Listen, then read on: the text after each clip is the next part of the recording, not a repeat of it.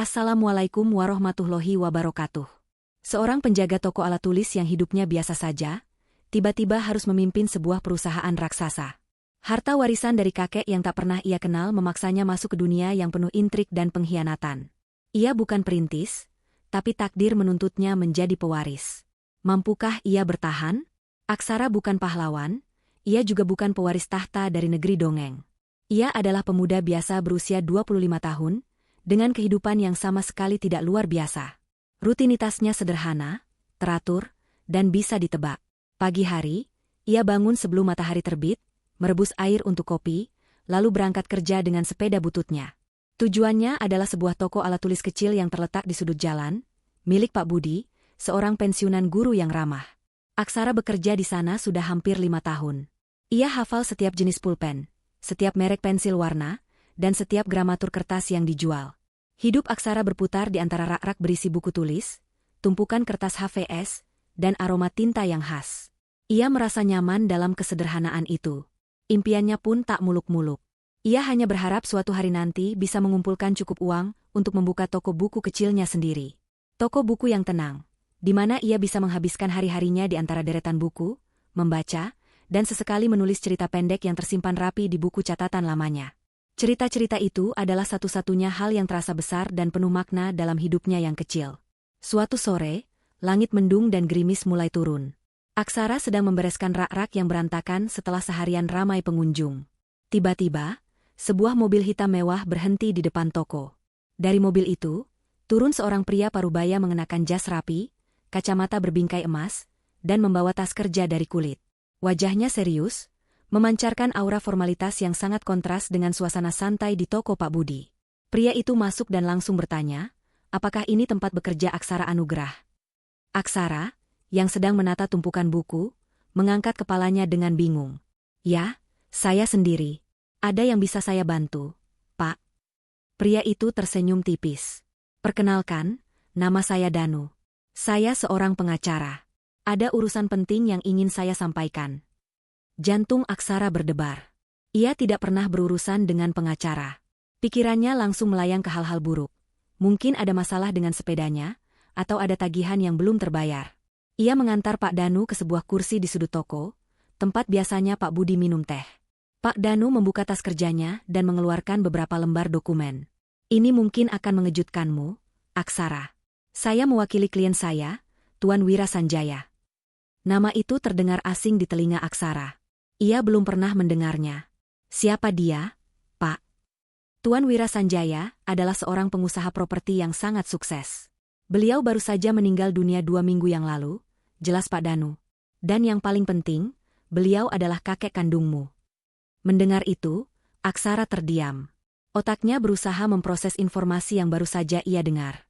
Kakek? Seorang pengusaha sukses? Rasanya seperti membaca cerita fiksi. Seumur hidupnya, ia hanya mengenal ibunya.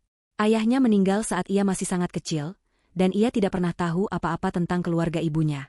Ibunya selalu berkata bahwa mereka tidak punya kerabat lain. Ini pasti ada salah paham, Pak, kata Aksara, suaranya pelan. Ibu saya tidak pernah cerita tentang kakek. Kami tidak punya keluarga lain. Pak Danu menggelengkan kepala. Tidak ada kesalahan. Semua dokumen ini valid. Nyonya Ratna, ibumu, sengaja menyembunyikan identitas keluarganya dari Tuan Wira. Ada konflik keluarga di masa lalu yang sangat rumit. Namun, sebelum meninggal, Tuan Wira meninggalkan surat wasiat yang sangat jelas. Ia mencari tahu keberadaanmu, dan ia ingin kamu menjadi satu-satunya ahli warisnya. Pak Danu kemudian menjelaskan isi wasiat itu secara rinci. Aksara bukan hanya mewarisi rumah megah, mobil-mobil mewah, atau rekening bank yang membengkak. Ia mewarisi seluruh perusahaan Wira Sanjaya, sebuah perusahaan properti raksasa yang memiliki proyek-proyek di seluruh kota. Dari seorang penjaga toko alat tulis, kini Aksara tiba-tiba menjadi pemilik sebuah kerajaan bisnis. Aksara merasakan seluruh dunianya berputar. Ini bukan mimpi, bukan lelucon. Matanya menatap tumpukan dokumen di depannya, nama dan tanda tangan yang tertera di sana terlihat sangat nyata. Ia tidak tahu harus merasa apa. Apakah ia harus gembira? Atau takut? Perasaan bingung, cemas, dan sedikit tak percaya bercampur aduk. Jadi semua ini milik saya? Tanyanya, suaranya nyaris berbisik. Ya, Aksara. Semuanya, Jawab Pak Danu dengan senyum. Mulai besok pagi, kehidupanmu tidak akan pernah sama lagi. Kamu bukan lagi Aksara si penjaga toko, tapi Tuan Aksara, pemilik Sanjaya Group. Aksara merasakan kantor utama Sanjaya Group adalah sebuah labirin asing yang megah dan dingin. Gedung pencakar langit yang menjulang tinggi, lobi marmer mengkilap, dan lift yang melaju cepat, semuanya terasa asing. Ia duduk di kursi besar di balik meja kakeknya, Tuan Wira, yang kini menjadi miliknya. Ruangan itu begitu luas, dengan jendela kaca besar yang memperlihatkan pemandangan kota. Namun, alih-alih merasa takjub, Aksara justru merasa kecil dan terasing. Ia adalah pemilik dari semua ini, namun rasanya seperti seorang penyusup yang menyamar. Saat Pak Danu mendampinginya berkeliling kantor, pandangan mata para karyawan terasa menusuk. Ada tatapan ingin tahu, tatapan sinis, bahkan tatapan meremehkan. Mereka adalah orang-orang berpengalaman, yang sebagian besar telah mengabdi puluhan tahun di bawah kepemimpinan Wira Sanjaya. Bagi mereka, Aksara, dengan kemeja biasa dan wajah polosnya, hanyalah anak kemarin sore yang kebetulan beruntung. Ia tidak memiliki kredibilitas, tidak punya pengalaman, dan yang paling parah, ia tidak memiliki karakter Wira yang dominan dan tegas. Di antara semua pandangan itu, ada satu sosok yang paling menonjol, seorang pria parubaya bernama Haryo. Haryo adalah kepala divisi pemasaran, posisinya sangat strategis dan ia dikenal sebagai orang kepercayaan Wira. Haryo adalah pria yang ambisius, cerdas, dan licik. Ia selalu percaya bahwa dirinya yang paling pantas untuk menggantikan posisi Wira. Kini, dengan kehadiran Aksara, sebuah peluang emas yang sudah lama ia impikan lenyap begitu saja. Wajah Haryo selalu tersenyum ramah di depan Aksara, namun matanya memancarkan permusuhan yang jelas. Haryo dan beberapa manajer senior lainnya membentuk kelompok yang tidak menyukai Aksara. Mereka sering mengadakan pertemuan tertutup, membicarakan kelemahan Aksara, dan menyusun rencana untuk menjatuhkannya. Tujuannya sederhana, membuat Aksara gagal, sehingga ia akan menyerah dan meninggalkan perusahaan. Dengan begitu, Haryo bisa maju dan merebut kendali yang menurutnya adalah haknya. Rencana mereka dimulai dengan hal-hal kecil. Mereka sengaja memberikan laporan yang tidak lengkap kepada Aksara, menggunakan istilah-istilah teknis yang rumit, dan membuat jadwal rapat yang padat untuk membingungkannya. Aksara, yang tidak memiliki latar belakang bisnis, merasa kesulitan. Ia mencoba memahami proyek-proyek besar, membaca data keuangan yang rumit, dan mendengarkan presentasi yang penuh dengan jargon. Ia merasa seperti tersesat di tengah hutan belantara. Suatu hari, Haryo menyerahkan sebuah laporan proyek baru yang sangat penting. Proyek itu adalah pembangunan kompleks perumahan di pinggir kota. Haryo menjelaskan proyek itu dengan penuh percaya diri, seolah-olah semuanya sudah sempurna. Aksara, yang masih buta dalam hal ini, hanya bisa mengangguk dan menyetujuinya. Ia tidak tahu bahwa ada data penting yang sengaja disembunyikan oleh Haryo, yaitu tentang masalah perizinan lahan yang belum selesai. Kabar tentang ketidakmampuan Aksara mulai menyebar di antara karyawan. Mereka berbisik-bisik, lihat saja, dalam beberapa bulan, anak itu akan menghancurkan semua yang telah dibangun Tuan Wira. Ada yang bersimpati, tetapi sebagian besar hanya menunggu saat-saat kehancuran itu terjadi. Mereka mengira, Aksara hanya akan menghabiskan uang perusahaan dan menikmati kekayaannya tanpa bekerja. Tekanan itu semakin berat. Aksara merasa benar-benar terisolasi. Ia rindu dengan rutinitasnya di toko Pak Budi. Ia rindu bau buku dan keheningan yang menenangkan. Di sini, di ruangannya yang mewah, ia hanya ditemani oleh tumpukan dokumen yang tak dimengertinya dan tatapan curiga dari orang-orang sekitarnya. Ia sadar, warisan yang ia dapatkan bukanlah hadiah, melainkan sebuah ujian berat. Di tengah semua kekacauan ini, hanya ada satu orang yang terlihat netral dan selalu membantu dengan tulus.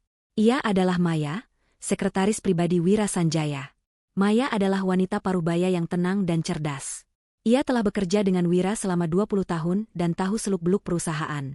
Saat yang lain meremehkan Aksara, Maya justru melihat ada sesuatu yang berbeda dalam dirinya. Ia melihat ketulusan dan kemauan untuk belajar. Maya percaya, Aksara hanya butuh kesempatan. Aksara menyadari bahwa ia tidak bisa terus-menerus pasif. Ia harus berbuat sesuatu. Malam-malam ia habiskan di kantor, membaca semua dokumen yang ia bisa, mencoba memahami setiap angka dan kalimat. Ia mulai bertanya pada Maya, meminta penjelasan tentang hal-hal yang tidak ia mengerti. Ia tidak malu untuk mengakui ketidaktahuannya. Maya, tolong jelaskan padaku, apa itu laporan arus kas? Dan mengapa Haryo bilang proyek ini tidak bisa ditunda? Tanyanya suatu malam. Maya tersenyum. Ia mengambil selembar kertas dan mulai menjelaskan semuanya dengan sederhana, jauh dari istilah-istilah rumit yang biasa digunakan Haryo. Ia menyadari bahwa Aksara tidak bodoh, ia hanya butuh bimbingan yang tepat. Dengan bantuan Maya, Aksara mulai melihat celah dan kejanggalan dalam laporan-laporan yang diberikan Haryo. Ia menyadari ada sesuatu yang tidak beres, tetapi ia belum bisa membuktikannya. Aksara menyadari ia tidak bisa terus-menerus tenggelam dalam ketidakberdayaan. Ruang kerjanya yang mewah, yang tadinya terasa seperti penjara, kini menjadi medan perangnya. Ia memutuskan untuk tidak menyerah, melainkan beradaptasi. Langkah pertamanya adalah mencari sekutu. Ia tahu, di tengah lautan karyawan yang skeptis, ada satu orang yang bisa ia percaya. Maya, sekretaris pribadi kakeknya. Satu malam, setelah semua karyawan pulang, Aksara menghampiri meja Maya. Ia merasa canggung, namun ia tahu ini adalah satu-satunya jalan. Maya, bisakah saya minta waktu sebentar? Tanyanya pelan. Maya, yang sedang merapikan beberapa dokumen, mengangguk. Aksara duduk di kursi di hadapan Maya, meletakkan setumpuk laporan keuangan di meja. Saya tidak mengerti semua ini. Istilah-istilahnya, angkanya. Saya merasa seperti orang bodoh. Maya tersenyum hangat. Senyum yang pertama kali Aksara lihat di kantor itu. Tuan Aksara, Anda bukan orang bodoh. Anda hanya tidak punya pengalaman. Tuan Wira dulu juga memulai dari nol. Perbedaannya, beliau punya waktu bertahun-tahun untuk belajar. Anda tidak. Ucapan Maya terasa seperti air dingin yang menyegarkan di tengah gurun. Untuk pertama kalinya, seseorang tidak meremehkannya. Maya mengambil satu laporan, lalu menjelaskan isinya dengan bahasa yang sederhana. Ia tidak menggunakan istilah-istilah rumit, melainkan analogi yang mudah dicerna. Bayangkan perusahaan ini seperti toko alat tulis Anda. Setiap uang yang masuk adalah penjualan, dan setiap uang yang keluar adalah biaya operasional. Sisa uangnya adalah keuntungan. Laporan ini hanya merinci semua itu dalam skala yang jauh lebih besar. Malam-malam berikutnya, Aksara menghabiskan waktu di kantor bersama Maya. Mereka membaca laporan, membedah proyek, dan menganalisis data. Maya mengajari Aksara bagaimana melihat indikator-indikator penting, bagaimana memahami alur bisnis, dan bagaimana membaca karakter orang melalui laporan mereka. Ia juga menceritakan tentang Haryo. Haryo adalah orang yang sangat ambisius, tapi kadang terlalu berani mengambil risiko. Tuan Wira selalu bisa mengendalikannya. Hati-hati dengan Haryo. Aksara menyerap semua informasi itu seperti spons. Ia mulai melihat pola dalam laporan-laporan yang diberikan Haryo. Ia menyadari ada banyak data yang tidak konsisten dan beberapa angka yang janggal. Ia juga mulai lebih aktif di rapat. Awalnya, ia hanya diam dan mendengarkan. Namun, setelah mendapat bimbingan dari Maya, ia mulai bertanya. Pertanyaan-pertanyaannya sederhana, tapi tepat sasaran. Mengapa biaya untuk proyek A jauh lebih besar dari perkiraan awal? Atau, apa dasar kita memilih lokasi ini, sementara ada lahan lain yang perizinannya lebih mudah? Para manajer, termasuk Haryo, terkejut. Mereka mengira Aksara hanya akan menjadi boneka yang mudah dikendalikan. Namun, pertanyaan-pertanyaan itu menunjukkan bahwa ia mulai berpikir. Ia tidak lagi menelan mentah-mentah semua informasi yang diberikan. Haryo mencoba untuk mengelak, memberikan jawaban berbelit-belit yang tidak memuaskan. Hal ini justru membuat Aksara semakin curiga. Aksara juga mulai berinteraksi dengan karyawan lain di luar jajaran manajer. Ia turun langsung ke lapangan, mengunjungi proyek-proyek yang sedang dibangun. Ia berbicara dengan para pekerja, mendengarkan keluhan mereka, dan menawarkan solusi. Sikapnya yang rendah hati dan mau mendengarkan membuat para pekerja merasa dihargai. Mereka tidak melihatnya sebagai bos yang angkuh, melainkan sebagai pemimpin yang peduli. Suatu hari, Aksara mengadakan pertemuan dengan seluruh kepala divisi. Ia mengumumkan sebuah kebijakan baru. Saya ingin ada kotak saran anonim di setiap lantai. Saya ingin mendengar masukan, keluhan, atau ide dari siapapun, tanpa terkecuali. Sebagian manajer, terutama Haryo, menolak ide itu. Mereka berpendapat hal itu akan mengganggu sistem hierarki yang sudah ada. Namun, Aksara bersikeras. Perusahaan ini bukan hanya milik saya. Ini milik kita semua. Saya ingin setiap suara didengar. Kotak saran itu terbukti efektif. Aksara menemukan banyak hal-hal kecil yang tidak beres, mulai dari masalah logistik, fasilitas kantor yang kurang memadai, hingga laporan tentang beberapa manajer yang tidak profesional. Semakin banyak informasi yang ia dapat, semakin ia memahami celah-celah di perusahaan yang selama ini ditutupi. Ia mulai memecahkan masalah satu persatu, menunjukkan kepada semua orang bahwa ia bukan hanya seorang ahli waris, melainkan seorang pemimpin yang bertanggung jawab. Perlahan, sikap para karyawan mulai berubah. Mereka yang tadinya meremehkan, mulai menaruh hormat. Mereka melihat kerja keras Aksara, kemauannya untuk belajar, dan ketulusannya. Haryo dan kelompoknya yang tadinya kuat, kini mulai merasa terisolasi. Mereka menyadari, Aksara tidak akan jatuh semudah yang mereka kira. Ia mungkin bukan perintis, tapi ia punya ketekunan, dan itu adalah modal yang lebih berharga dari sekadar pengalaman. Aksara menyadari bahwa warisan kakeknya bukan hanya tentang uang dan kekuasaan, melainkan juga tentang orang-orang yang bekerja di dalamnya. Ia belajar, beradaptasi, dan mulai menemukan visinya sendiri. Ia tidak akan menjadi tuan wira yang baru, ia akan menjadi dirinya sendiri, Aksara, yang akan memimpin perusahaan ini dengan caranya sendiri. Perjalanan ini masih panjang, tapi ia sudah menemukan pijakan. Ia siap menghadapi tantangan berikutnya. Konflik yang selama ini terpendam akhirnya memuncak. Sebuah proyek pembangunan resort mewah di sebuah kawasan pantai yang indah hampir mencapai tahap akhir, namun tiba-tiba terhenti. Proyek itu adalah kebanggaan Haryo, kepala divisi pemasaran, yang sudah ia rencanakan sejak lama. Aksara, yang sekarang sudah lebih paham, menerima laporan dari salah satu pekerja di lapangan bahwa izin pembangunan resort itu belum sepenuhnya sah. Laporan itu masuk melalui kotak saran anonim yang ia pasang. Aksara segera memanggil Maya. Mereka berdua memeriksa dokumen perizinan yang diserahkan oleh Haryo. Ternyata, Haryo sengaja mempercepat prosesnya dengan memalsukan beberapa dokumen dan tidak melengkapi persyaratan penting. Ia ingin proyek itu berjalan cepat demi keuntungan pribadinya, tanpa memikirkan risiko besar yang akan dihadapi perusahaan. Jika masalah ini terkuak, Sanjaya Group bisa terkena denda besar, bahkan proyeknya bisa dibatalkan secara permanen. Menyadari bahaya ini, Aksara mengadakan rapat darurat. Ia memanggil Haryo dan semua manajer senior. Suasana di ruang rapat terasa sangat tegang. Haryo datang dengan wajah angkuh, yakin bahwa Aksara tidak akan bisa membuktikan apapun.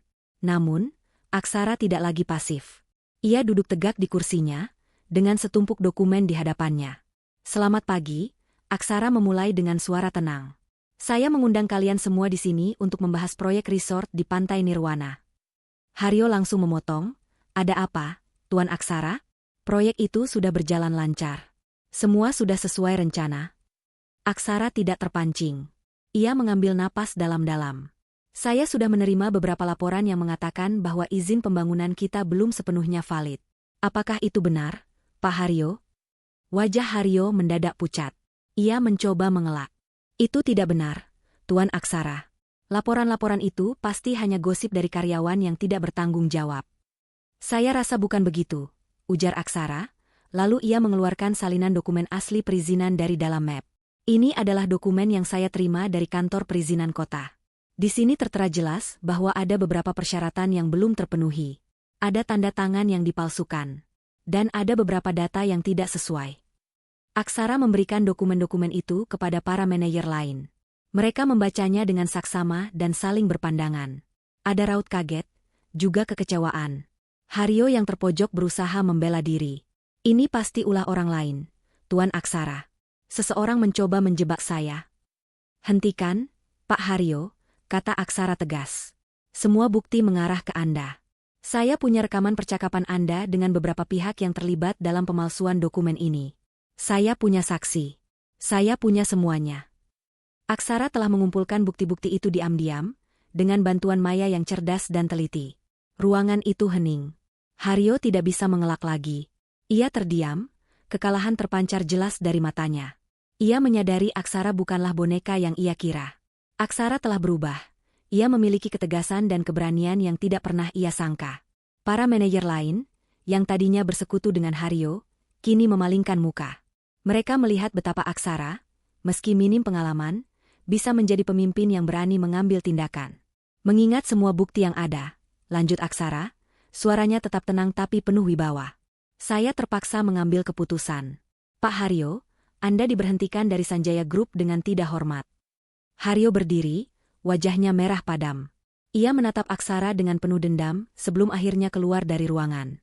Setelah kepergiannya, Aksara menoleh ke para manajer yang tersisa. "Saya tahu, beberapa dari kalian mungkin tidak setuju dengan keputusan saya. Tapi saya ingin perusahaan ini berjalan dengan jujur. Saya tidak akan mentolerir tindakan yang merugikan perusahaan, apalagi yang sampai membahayakan reputasi kita. Kemenangan kecil ini menjadi titik balik. Sejak saat itu, tidak ada lagi yang meremehkan Aksara. Mereka melihatnya sebagai pemimpin yang berani. Aksara, yang tadinya hanya seorang ahli waris, kini mulai mendapatkan respek. Ia berhasil membersihkan racun di dalam perusahaan dan menunjukkan bahwa ia siap untuk mengambil alih kendali sepenuhnya. Ia memang bukan perintis yang membangun perusahaan ini dari nol, tapi ia punya visi untuk melindunginya dan membuatnya tumbuh lebih baik. Aksara tidak berhenti di situ. Ia segera menunda proyek resort di Pantai Nirwana. Ia meminta tim legal untuk mengurus semua masalah perizinan yang belum selesai dengan benar. Ia tidak peduli jika proyek itu akan tertunda berbulan-bulan, yang terpenting baginya adalah integritas. Tindakannya ini menunjukkan bahwa ia bukan hanya mementingkan keuntungan jangka pendek, tetapi juga keberlangsungan perusahaan dalam jangka panjang. Keputusan itu mendapat pujian dari banyak karyawan. Mereka merasa lega karena pemimpin baru mereka jujur dan tidak takut membuat keputusan yang sulit. Keberanian Aksara membuat suasana kerja menjadi lebih baik dan transparan. Karyawan-karyawan yang tadinya ragu, kini mulai bekerja dengan lebih bersemangat, yakin bahwa mereka berada di tangan pemimpin yang tepat. Waktu berjalan cepat. Setelah berhasil membersihkan racun di dalam perusahaan, Aksara tidak berhenti di situ. Ia tahu, sebuah perusahaan tidak akan bertahan lama jika hanya fokus pada keuntungan. Ia mulai menerapkan visi kepemimpinannya sendiri, visi yang jauh berbeda dari kakeknya. Jika Tuan Wira dikenal sebagai pebisnis yang pragmatis dan tegas, Aksara memilih jalan yang lebih manusiawi dan peduli. Ia percaya, perusahaan yang sukses adalah perusahaan yang tumbuh bersama karyawannya dan juga bermanfaat bagi masyarakat. Langkah pertamanya adalah mengadakan pertemuan terbuka dengan seluruh karyawan, dari staf biasa hingga manajer senior. Ia tidak lagi duduk di ruangannya yang mewah, melainkan di sebuah auditorium yang bisa menampung banyak orang. Aksara berdiri di atas panggung tanpa podium, tanpa pembatas.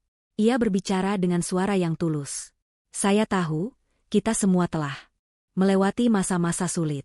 Saya berterima kasih atas kerja keras dan kepercayaan kalian. Mulai sekarang, saya ingin Sanjaya Group bukan hanya dikenal karena gedungnya yang megah atau proyek-proyeknya yang besar, tapi juga karena nilai-nilai yang kita junjung tinggi. Aksara mengumumkan serangkaian kebijakan baru. Ia meningkatkan kesejahteraan karyawan, mulai dari gaji yang lebih adil, fasilitas kesehatan yang lebih baik, hingga program pelatihan untuk meningkatkan keterampilan. Ia juga membentuk tim khusus yang bertugas untuk mendengarkan keluhan dan masukan dari karyawan secara langsung, tanpa perantara. Kebijakan ini disambut hangat oleh semua orang. Suasana di kantor yang tadinya penuh ketegangan, kini berubah menjadi lebih kekeluargaan dan positif. Ia juga mengubah arah bisnis perusahaan. Di bawah kepemimpinannya, Sanjaya Group tidak hanya membangun gedung-gedung komersial dan perumahan mewah. Aksara mulai memimpin proyek-proyek yang berorientasi pada sosial, seperti pembangunan rumah susun terjangkau untuk masyarakat berpenghasilan rendah dan renovasi fasilitas publik seperti taman kota. Ia juga mengalokasikan sebagian keuntungan perusahaan untuk mendirikan sebuah yayasan pendidikan yang memberikan beasiswa bagi anak-anak kurang mampu. Salah satu proyek ambisius yang ia gagas adalah pembangunan sebuah pusat komunitas di lahan kosong bekas proyek mangkrak. Aksara mengubah lahan yang tidak produktif itu menjadi sebuah pusat yang dilengkapi dengan perpustakaan, ruang kreatif, dan pusat pelatihan kerja. Ia ingin memberikan kesempatan bagi masyarakat sekitar untuk mengembangkan diri. Proyek ini tidak menghasilkan keuntungan secara finansial, tapi memberikan dampak sosial yang luar biasa. Media massa mulai meliput, dan Sanjaya Group mendapatkan citra baru, perusahaan yang peduli. Aksara menyadari, ia mewarisi lebih dari sekadar harta. Ia mewarisi sebuah tanggung jawab besar. Ia mewarisi nama baik yang harus ia jaga, dan sebuah kesempatan untuk berbuat lebih.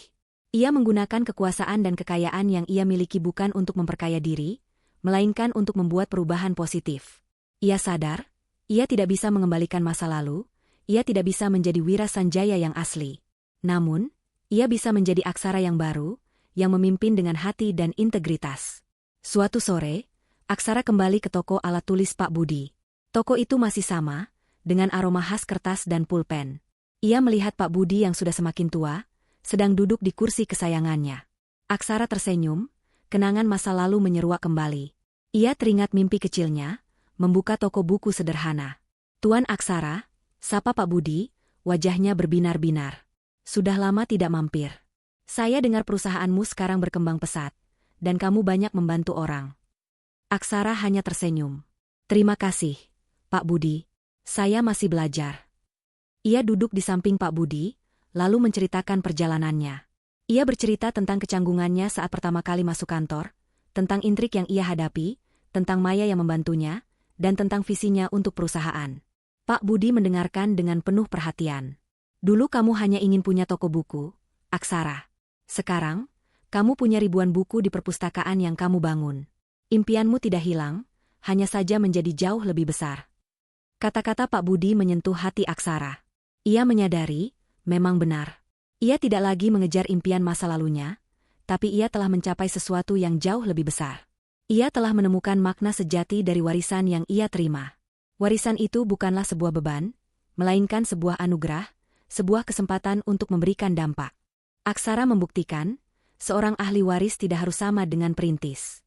Seseorang bisa menjadi pemimpin yang sukses dengan caranya sendiri. Ia tidak membangun Sanjaya Group dari nol, tapi ia berhasil mengubahnya menjadi lebih baik. Ia berhasil menorehkan jejaknya sendiri.